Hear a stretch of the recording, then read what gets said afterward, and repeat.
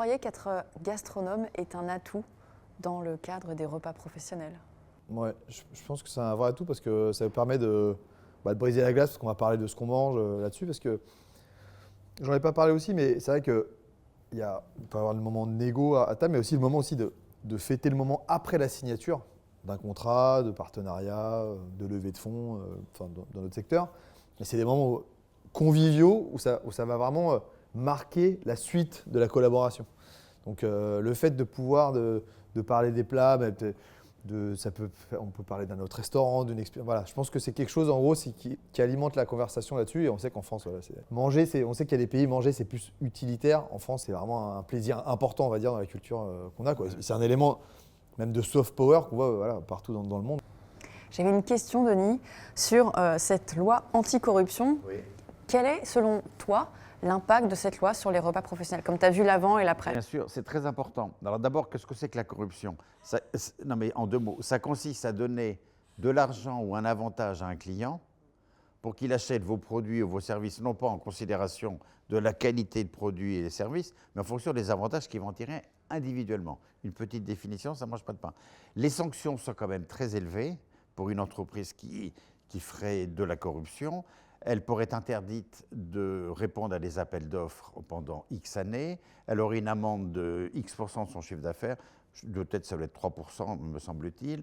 Le PDG de la société, le directeur commercial, un certain nombre de personnes peuvent finir en prison. Enfin, donc, il y a des sanctions qui sont très lourdes, qu'il ne faut pas faire du tout. Et puis, en plus, il y a l'aspect éthique qui est encore le mieux.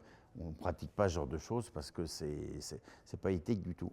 Quand vous avez en face de vous un client public, puisque c'est un client public, qui dit corruption dit client public, il ne faut pas, encore une fois, vous n'allez pas l'inviter dans un très grand restaurant, vous n'allez pas l'inviter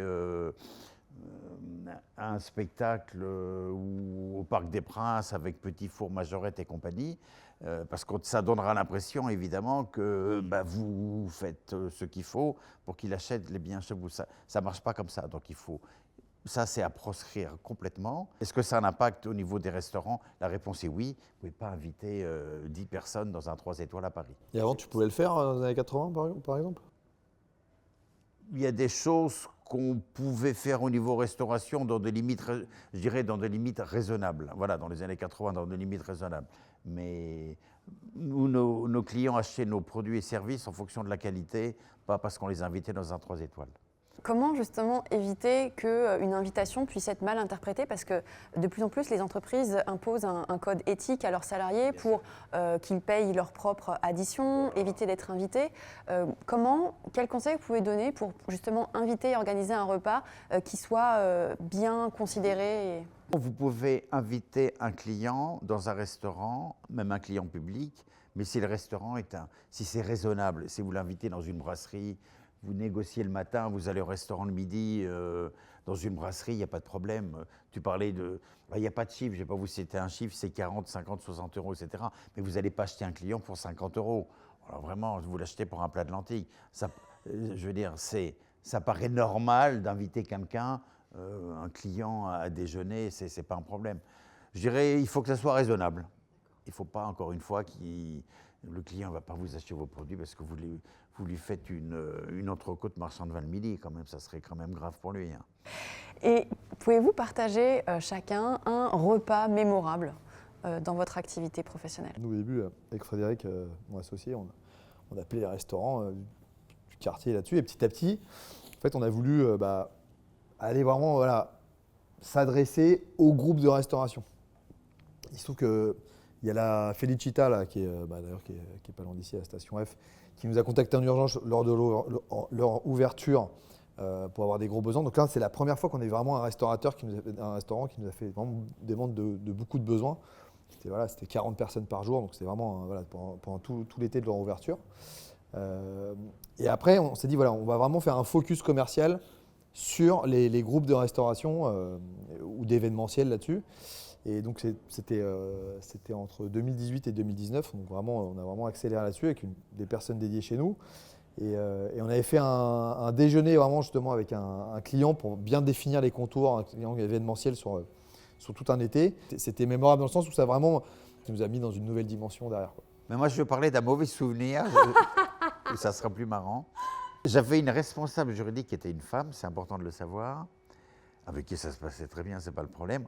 On avait invité, mais un petit peu à l'arrache, un peu au dernier moment, des Japonais pour négocier justement un contrat de transfert de technologie. Et on les avait invités au dernier moment. Ils sont venus avec un petit cadeau pour nous, et nous, on n'avait rien. Donc, en principe, on fait très attention, etc. Mais ça s'est fait au dernier moment, on n'avait rien. On les a invités au restaurant le midi, et pour ne pas faire 2 impairs dans la même journée, malgré le fait que ça... On les a invités, évidemment, malgré le fait que ma chef, enfin, c'était elle la responsable, c'était elle qui était censée payer, pour éviter un autre impair, c'est moi qui ai payé, pour la société, bien évidemment, mais on n'est pas venu avec un cadeau, et une femme aurait payé vis-à-vis de clients japonais, ça le faisait moyennement. Et donc, c'est moi qui ai payé. Donc, tout ça pour dire, c'était un mauvais souvenir du petit cadeau qu'on n'avait pas, et après d'éviter l'impair, que ça soit une femme qui paye et pas un homme. Et d'ailleurs, dans des groupes internationaux comme les nôtres, quand nous, on va à l'étranger, évidemment, on a des gens qui nous conseillent, il faut faire attention ou telle chose, etc. On ne va pas en Chine avec un manteau blanc. Non, ça, c'est une plaisanterie, mais c'est évident, c'est signe de deuil. Mais si on ne le sait pas, on ne le sait pas, c'est pas un problème. Donc il faut faire attention à beaucoup de choses. La façon de dire bonjour, etc. Enfin, il y a plein de petits codes. On peut faire des impairs. Il faut éviter dans la mesure du possible. Et d'où vient votre goût de la gastronomie ? Je dirais mes parents, hein, on a fait pas mal de voyages. On allait souvent au restaurant dans plusieurs pays, que ce soit les pays asiatiques ou européens, même aux États-Unis.